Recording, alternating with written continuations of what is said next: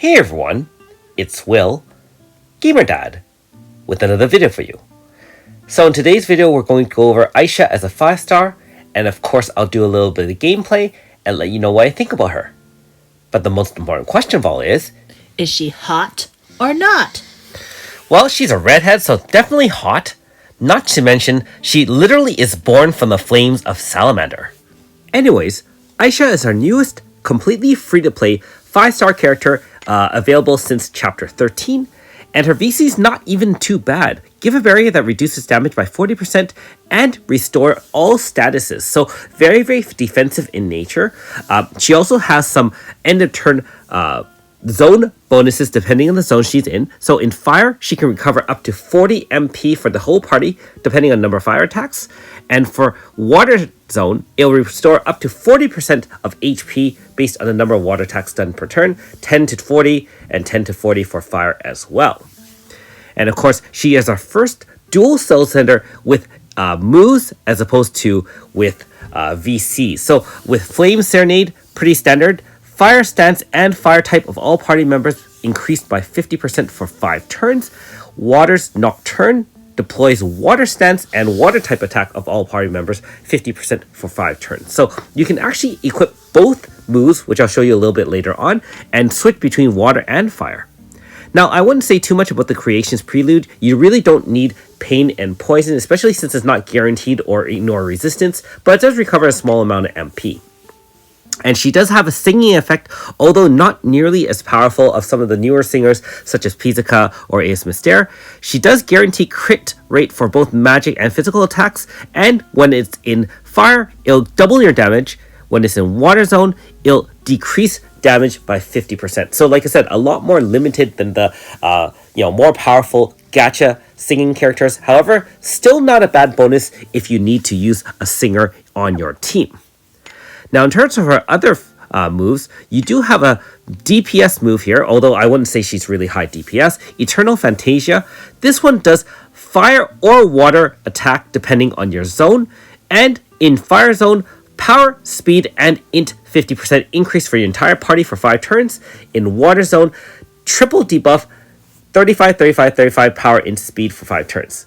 Now, I will say that the fact that it's only 35 dual triple debuff is not nearly powerful enough for some of the more powerful fights in the game. However, if you get her in early and mid and even early endgame, that should be more than sufficient.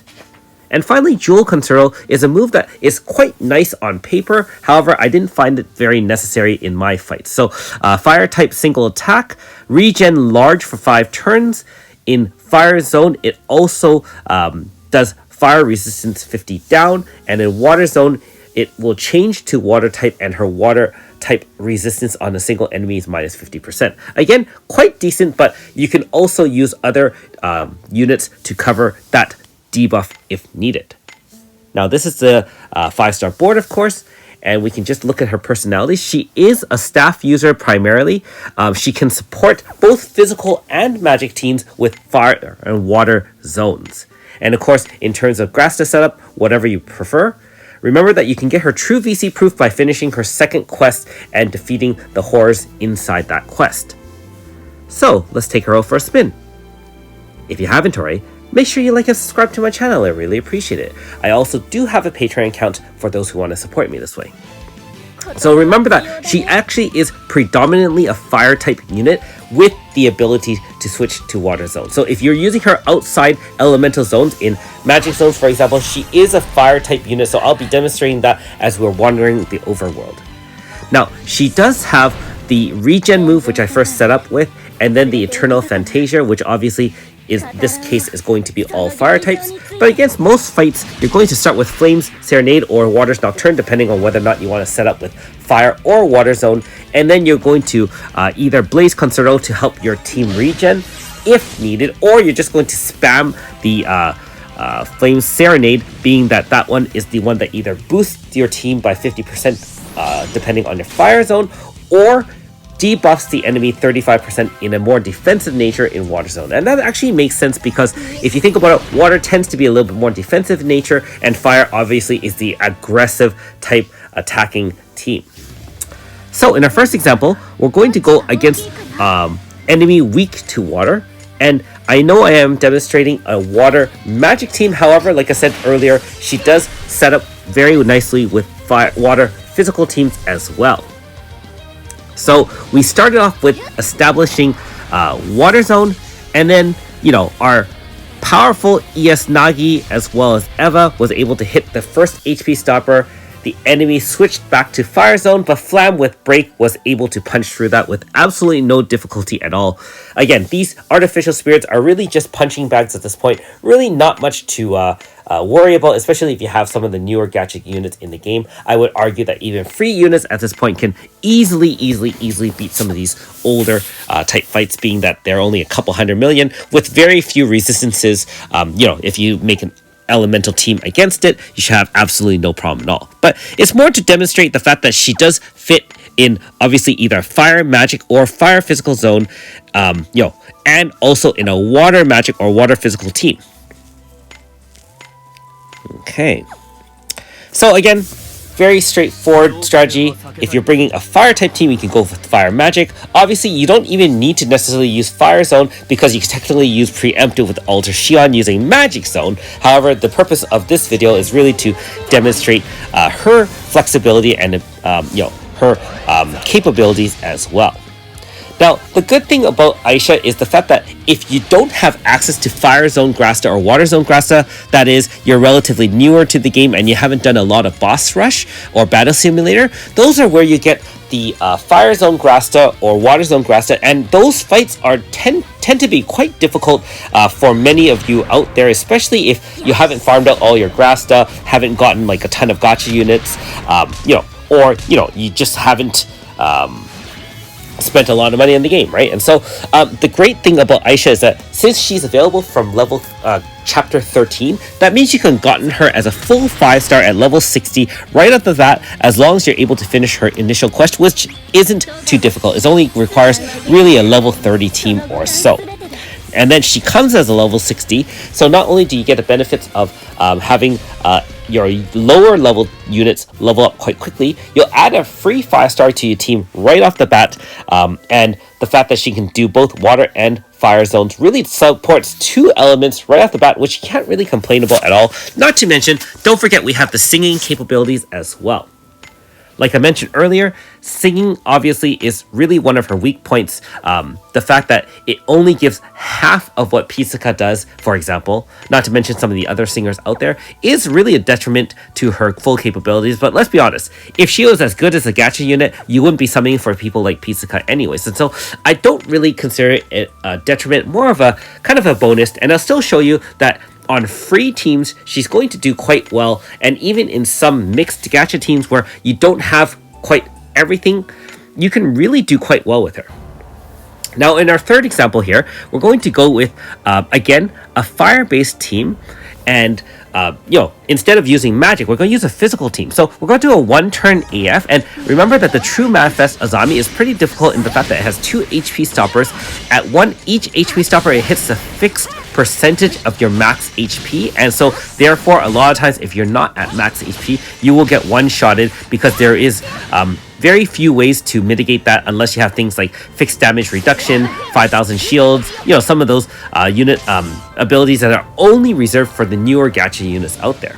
Now, that being said, the fact that she's going to be able to establish Fire Zone right off the bat does mitigate damage from wind type attacks by 50%. Not only that, but you can clearly see that when she sings, she can increase your damage by 2 times, right? It doubles your damage. She sang her Flames Symphony, essentially, and Aldo and Kid were able to do a lot more damage that way and finish off each of her HP stoppers, without too much trouble. So there is definitely some abilities, some benefits to having her there. And like I said, especially if you don't have Fire Zone Grasta, or let's be honest, there are only a few Fire Zone setting units out there anyways, like Hardy, AS Hardy, there's I think AS Radica, there's a few other ones, but they're not like that plentiful. And if you haven't hit one so far, hey, you don't have to worry about it. She's literally a walking Fire and Water Zone Grasta built into one. Okay, so the True Manifest Garyu can be difficult as well. if you hit each of the AP stoppers, you can get attacked, and that can wreck you really, really badly. Now, remember I said earlier that water tends to be a lot more defensive. Remember that in Water Zone, she does give a triple debuff, 35, 35, 35 power, int, and speed. And not only that, you have defensive units such as if you want to use AS Yukino, which has a fixed 5,000 shield. You have dual debuffs from obviously free units such as AS Sheila. No Coco obviously is a great unit that can fit into any element, and that is quite nice.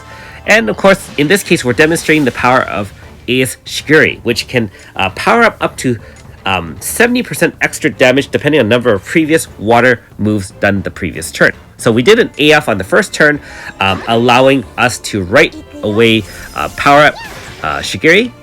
We make sure he moves last, such that Nakoko can heal after the first HP stopper, and she hits first to hit the next HP stopper, and then Shiguri AS finishes it off.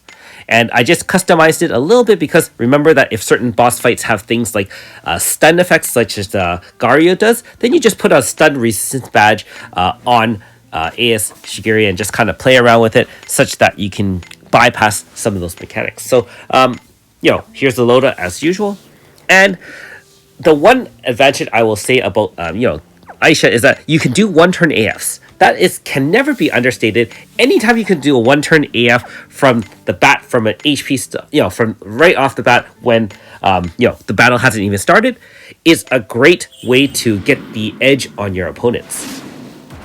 Okay, so in our final example, we're going to demonstrate how she switches both zones in the same AF. Now, this obviously takes a little bit of AF piano playing, and so we're going to demonstrate against one of the older dual Hachio fights here, Kodama as well as Moonfire. Kodama is weak to fire, and then Moonfire is weak to water. We don't want to leave Fire Zone up because you're going to get blasted off the face of the earth. So we switch to Water Zone, and then we just kind of set up the Blue Sky Fantasia. Because remember that once you switch to Water Zone, her moves switch to her water moves, and she is able to apply that triple debuff, speed, power, and int with her spam move. So you don't even have to change the position of your AF moves. You can just keep on pressing your far right or far left move, and then apply that triple debuff plus Water Zone should protect us against Moonfire. I remember when fighting this initially, there was no way to beat that without having multiple turns to kind of set up all your debuffs. In this case, the fact that in Water Zone she has the end of turn heal, she has the triple debuff, she has zone effects, it's really, really good. And right there, end of turn, up to 40% heal depending on the number of water type moves done that turn. Remember that Gario really wasn't there for anything specific other than the fact that he was just to beat up on Kodama.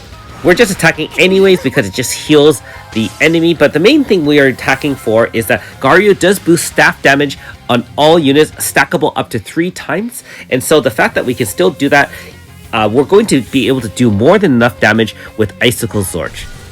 Now, this wasn't an elegant kill, but more to demonstrate the defensive nature and the power of switching with 2 zones in one unit without taking up any Grasta slots. Not to mention, like I said before, no need to fight any battle simulator and grind out those EX battles to get these 2 zone effects. So yeah, not bad at all. And of course, having RCF, Nakoko units that can switch within elements is obviously very, very good, since that if they're in the front line, as you switch zones, the units switch zones, moves, and elemental moves completely along with you. So having a Nakoko and RCF definitely does benefit someone like Aisha.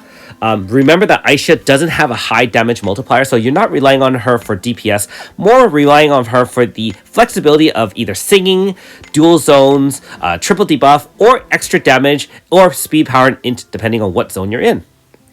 So in conclusion, Aisha is a very welcome addition to free teams for people who are newer to the game and even early endgame. She has a lot of capabilities. Now, in far endgame unit players like myself, I probably have a little bit more focused units than I need for her. However, hey, I'll still take another free unit anytime.